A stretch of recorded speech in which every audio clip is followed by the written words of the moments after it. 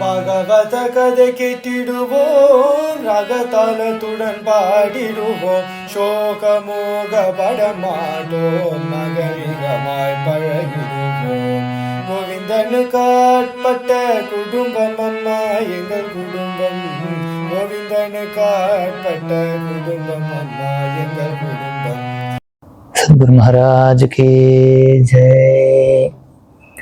மாதுரி இசுகி சமேத பிரேமிக்க சுவாமியுடைய பரிபூர்ண கிருபா கட்டாட்சத்தினாலையும் ஸ்ரீ ஸ்ரீ முரளிதர சத்குரு சுவாமிகளினுடைய அனுகிரகத்தினாலையும் பாகவத கதை கேட்டுடுவோம் அப்படிங்கிற சீரியஸை தொடர்ந்து பார்த்துன்னு வந்துட்டு இருக்கோம். பாகவதத்துல பகவானுடைய கிருபைய சொல்லக்கூடிய ஒரு அருமையான ஸ்லோகம் உத்தவன் சொல்றான். அஹோபகீயம் ஸ்தனகாலகூட்டம் ஜிகாம்சயா பாயயதப்யசாத்வி லேபே கதிம் தாத்ருயுசிதாம் ததோன்யம் கம்பாதயாளும் சரணம் பிரஜேம.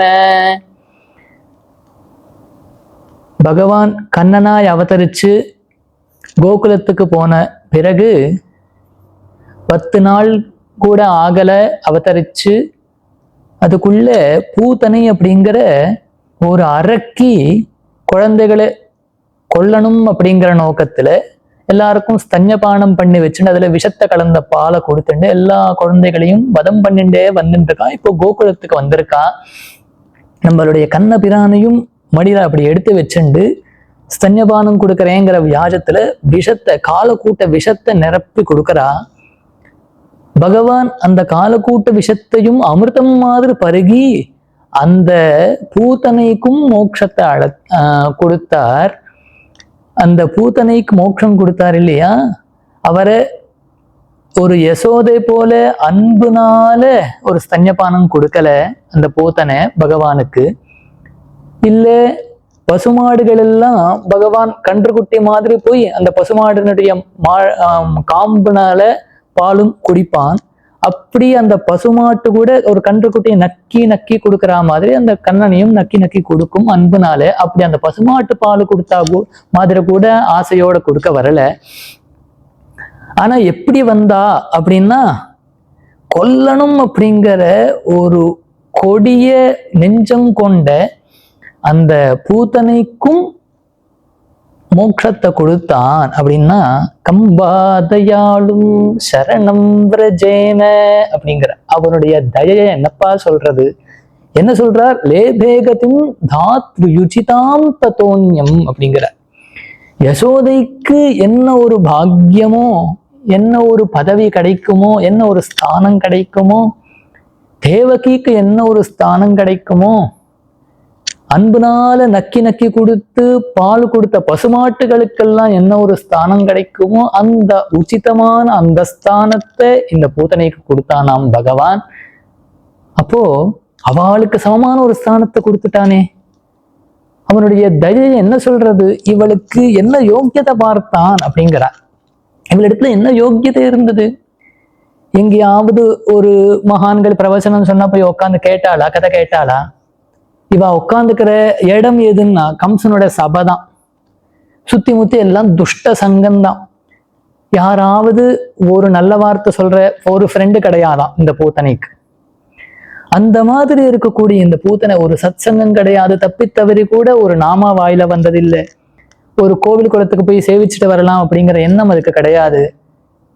மேலும் சாதுக்களை துன்புறுத்துறது, எங்கேயாவது ஒரு தர்மம் நடந்தா அது போய் தடுத்து நிறுத்துறது, குழந்தைகள் எல்லாம் கொலை பண்றது, சிசுஹத்தி, எவ்வளவு பாவங்களும் பண்ணி வந்த அந்த பூத்தனைக்கும் மோட்சம் கொடுத்தான்னு சொன்னா, அப்போ யோக்கியத்தையே பார்க்காம இப்படி ஒரு ஸ்தானம் கிடைக்கும் அப்படின்னு சொன்னா அது அவனுடைய தயை மட்டுமே காரணம்ங்கிறார். கம்பாதயாளும் சரணம் பிரஜேமே. அப்படி ஒரு தயை அவனிடத்துல இருக்கிறதுனாலதான் என்ன போன்ற ஒரு அதமாதவனுக்கும் ஒரு யோக்கியதை அற்றவனுக்கும் பகவானுடைய திருவடியில ஒரு இடம் கிடைக்கிறது. இல்லைன்னா நாம எல்லாம் கிட்டக்கே போக முடியாதே. நான் பிறந்ததுல எவ்வளவு அயோக்கியத்தனங்கள் பண்ணிருப்பேன், பொய்ய சொல்லியிருப்பேன், எவ்வளவு அபச்சாரங்கள் பண்ணிருப்பேன், சாது தூஷணம் பண்ணிருப்பேன், எவ்வளவு தர்மத்தை மீறி நடந்திருப்பேன், எவ்வளவு பரிகாசம் கேலி வார்த்தைகள் எல்லாம் பேசியிருப்பேன். இவ்வளவு அயோக்கியத்தனங்கள் என் இடத்துல இருந்த போதிலும் ஒரு குருநாதருடைய திருவடியிலேயோ பிரேமிகவர்தனுடைய திருவடியில ஒரு ஸ்தானம், ஒரு துளசி போடுற பாக்கியம் கிடைச்சதுன்னா அது அவனுடைய தயையை தவிர வேற என்ன சொல்ல முடியும்? கம்பாதையாளும் சரணம் பிரஜேன அப்படிங்கிறார்.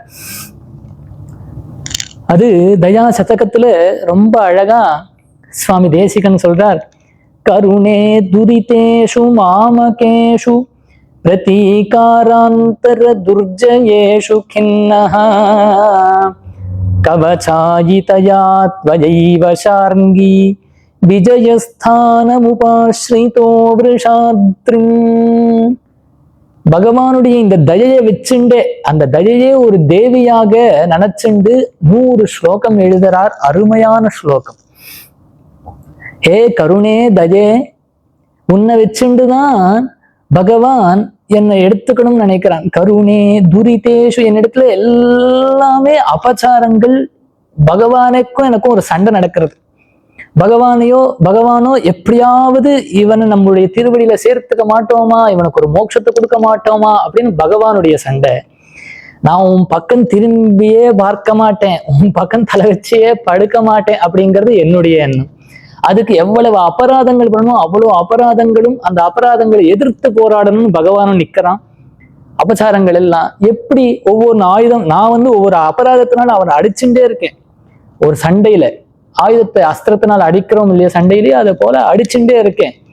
பகவானும் அதை தாங்கணும் இல்லையா. எவ்வளவோ அஸ்திரங்களை பார்த்தார். பக்திங்கிற ஒரு அஸ்திரத்தை கொடுத்தார், என்கிட்ட வேலை பண்ணல. தர்மம்னு ஒரு அஸ்திரத்தை கொடுத்தார், என்கிட்ட வேலை பண்ணல.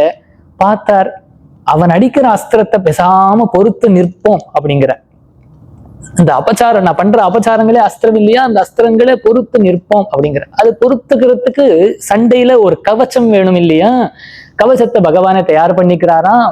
என்ன கவச்சம்னா தயை அப்படிங்கிற ஒரு கவச்சத்தை அணிந்து அப்படி நம்ம முன்னாடி வந்து நிக்கிறாராம்.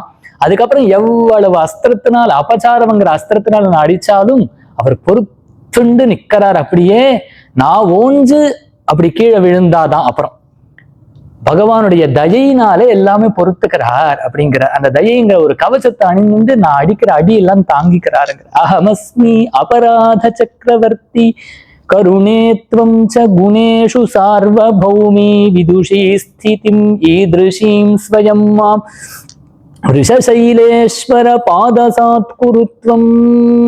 ஏ தயையே, அத்தகைய தயையாகிய அந்த தேவியை நான் சரணாகதி பண்றேன் அப்படிங்கிற. அஹமஸ்மி அபராத சக்கரவர்த்தி. இந்த உலகத்திலேயே என்ன காட்டிலும் பெரிய அபச்சாரங்களையும் அபராதங்களையும் பண்ணவன் ஒருத்தனை சொல்ல முடியாது.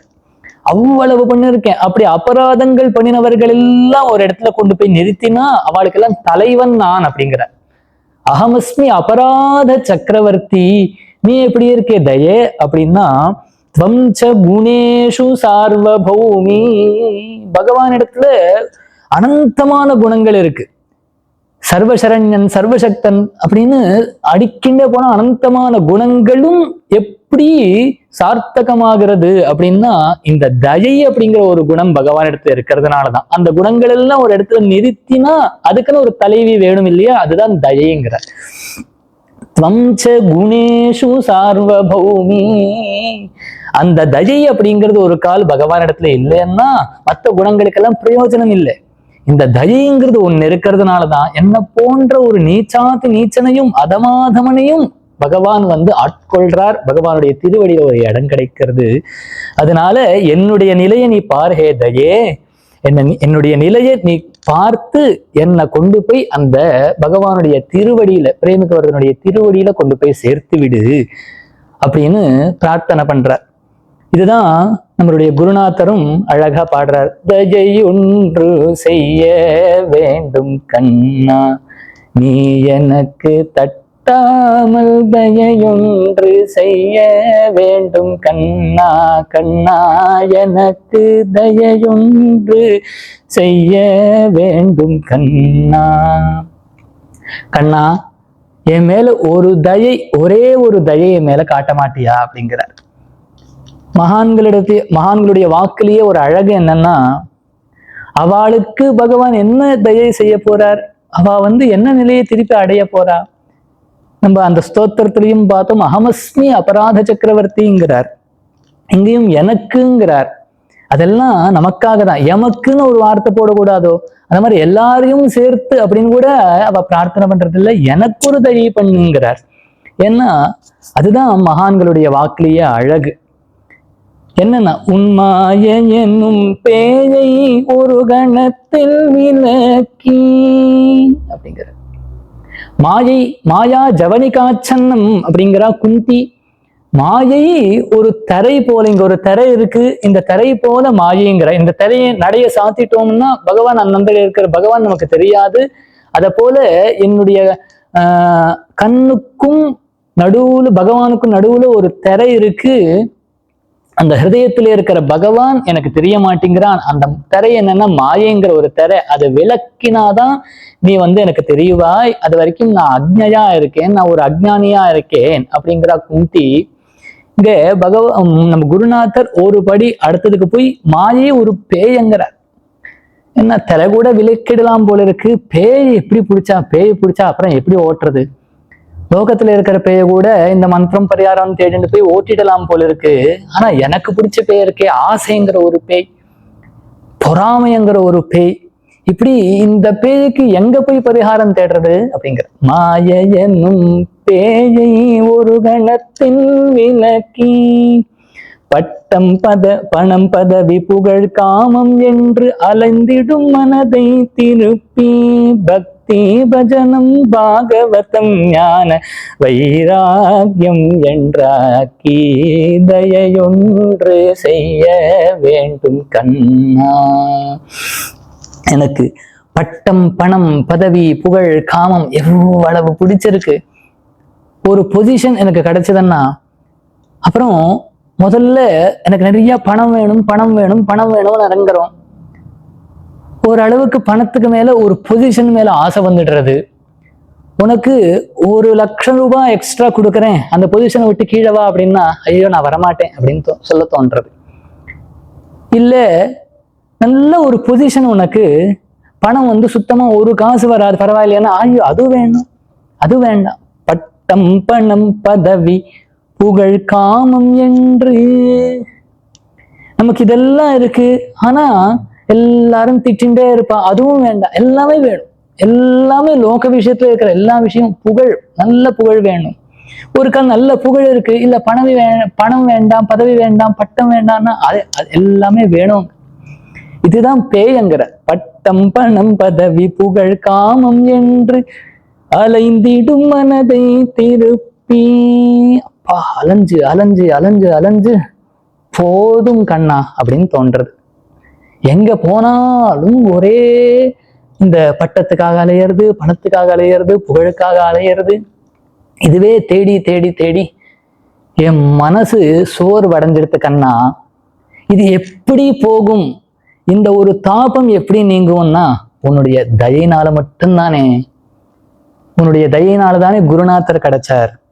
பக்தி பஜனம் பாகவதம் ஞான வைராகியம் என்றாக்கி தயையொன்று செய்ய வேண்டும் கண்ணா. அந்த பகவானுடைய தயையினாலதான் என்னுடைய இந்த மாயை அப்படிங்கிற பேய் விலகும். எனக்கு இருக்கக்கூடிய பட்டம் பதவி பணம் புகழில் இருக்கிற ஆசைகள் எல்லாம் விலகும். பக்தி பஜனம் பாகவதம் இதுல இருக்கிற ஆசை ஞான பக்தி வைராக்கியங்கள் எல்லாம் வளரும். அதுக்காக ஒரு தயை பண்ணு கண்ணா அப்படின்னு குருநாதர் சொல்றார். அபராத சஹசிரம் மே மனோவாக்காய கல்பிதம் அத்தியந்த கருணா சிந்தோ க்ஷமஸ்வ புருஷோத்தமா. ஒவ்வொரு நாளும் எழுந்ததிலிருந்து ராத்திரி தூங்குற வரைக்கும் 1000 கணக்கான அபராதங்கள் பண்றோம். அவனும் கருணா சிந்துன்னு மட்டும் இல்ல, அத்தியந்த கருணா சிந்து அப்படிங்கிற அவனுடைய கிருபைக்கு எல்லையே இல்லையா. ஒரு கால் சமுத்திரத்துக்கு கூட எல்லையை சொல்லலாம், அவனுடைய கருணைங்கிற சமுத்திரத்துக்கு எல்லை சொல்ல முடியல. அத்தியந்த கருணா சிந்து. ஆகையால ஹே கண்ணா என்னை மன்னித்து விடு அப்படின்னு பிரார்த்தனை தான் நம்ம பண்ண முடியும். சத்குருநாத மகாராஜ் கி ஜெய்.